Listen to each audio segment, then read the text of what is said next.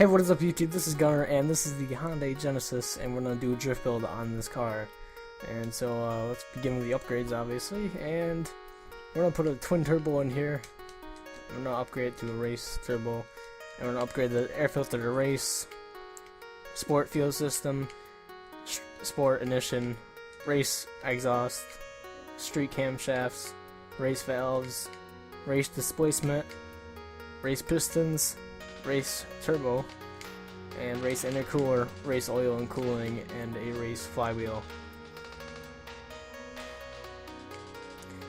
And on the handling, we're going to upgrade the race brakes, race suspension, race anti-roll bars, race roll cage, race weight reduction, and the racing clutch, racing transmission, racing driveline, racing differential, and the street tire compound, and max width in the front, max width in the rear, and then these rims, which I really don't know how to pronounce, right here.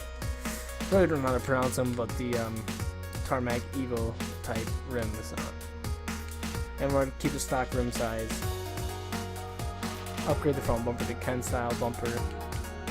Keep the stock wing, which is no wing, and then the Ken style rear bumper, Ken style side skirts. And that's basically it for the upgrades, and now let's go paint the car. And for the paint, we're adding white, silver, with black rims, and tinted windows.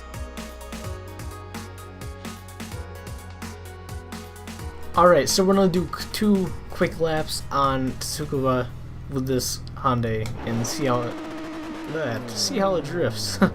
So let's begin, and basically tell you about the car while I'm drifting and all that stuff. So first thing about this car, though, I noticed is that it actually doesn't require too much throttle control. If you want to do some little bit of casual drifting, it doesn't really require very much throttle control at all. You can basically just floor it around the corner and get a pretty decent drift like that. Although to get a little bit better angle without spinning out, you need to do a little bit more throttle control. Like, see right there, I can just basically floor it out of the corner and keep a decent angle. But to get a higher angle, you need to be able to let off the gas a little bit and throttle control and stuff like that. Hit the brakes maybe a little bit. Hit the clutch, just trying to keep it in a little bit of a control.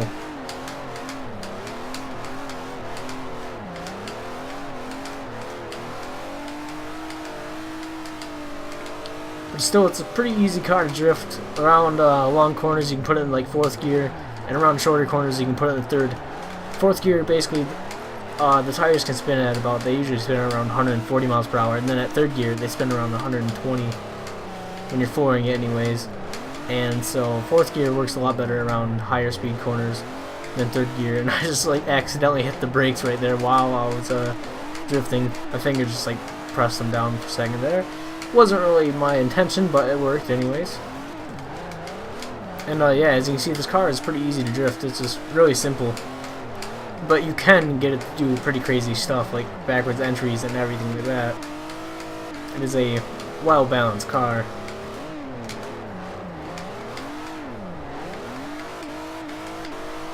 Kind of forgot to shift in the 4th gear there, but it's alright.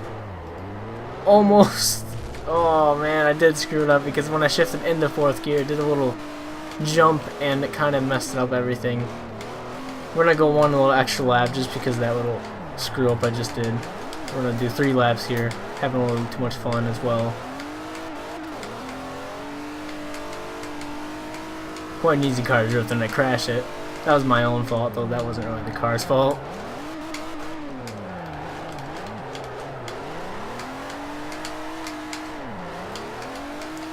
Tsukuba circuit. Back to that little sign.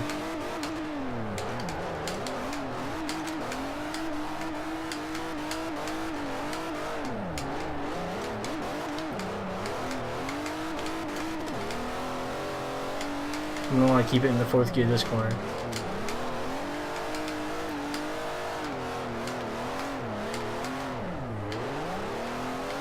I'll have to gas a little bit too much there, but I still got it. And yeah, there's our 3 laps, so let's go backwards here.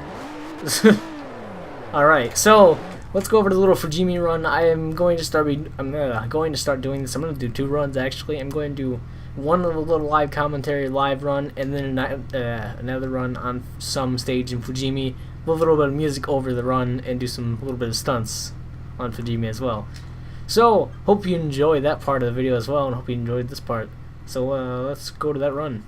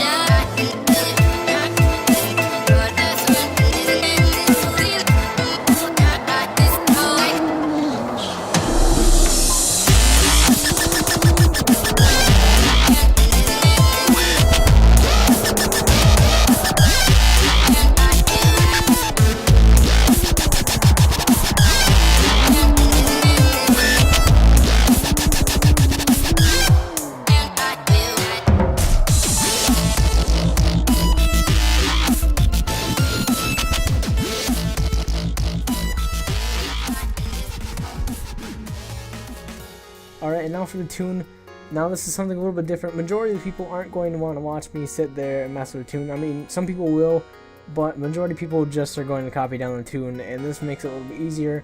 I'm going to just show pictures of each screen and tell you what's on the screen, and then if you want to pause it, then you can just copy it down. And it'll be a lot simpler to copy it down. Most of the suspension setup is basically stock, but then the camber and stuff is not. So let's get to the tune, and I'll tell you what it's all changed stuff. Yeah. For the tires, it's 30 psi in the front and 28 psi in the back. And for the gearing, the final driver is 3.3, and the first gear is 2.71, second gear is 1.89, third gear is 1.45, fourth gear is 1.20, fifth gear is 1.0, and sixth gear is 0.85.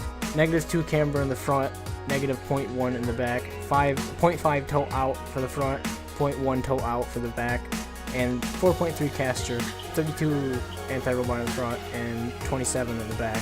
700.5 for the front springs, 688.5 for the rear springs, and 5.7 for ride height. 8.5 in the front rebound stiffness, 8.0 for the rear rebound stiffness, and 6.5 for the front bump stiffness, and 6.2 for the rear bump stiffness. Aero is completely stock because I haven't upgraded it to any Forza aero. Brake balance is completely stock, and the differential is completely stock at both 75-75. Alright, so thanks for watching, and don't forget to leave a like and subscribe and like and favorite. I just said like twice. Like for that 360 earlier in my Fujimi run. Pretty beast 360 entry. When I was actually playing the game, I did a double wall tap on the replay. Then I was kind of upset in that one. I was like, no, it didn't capture my double wall tap. I was playing, I was like, shh, shh, and then I did the 360, like it scraped the wall twice. Anyways, yeah, thanks for watching, and that's about it for this drift build. So, yep,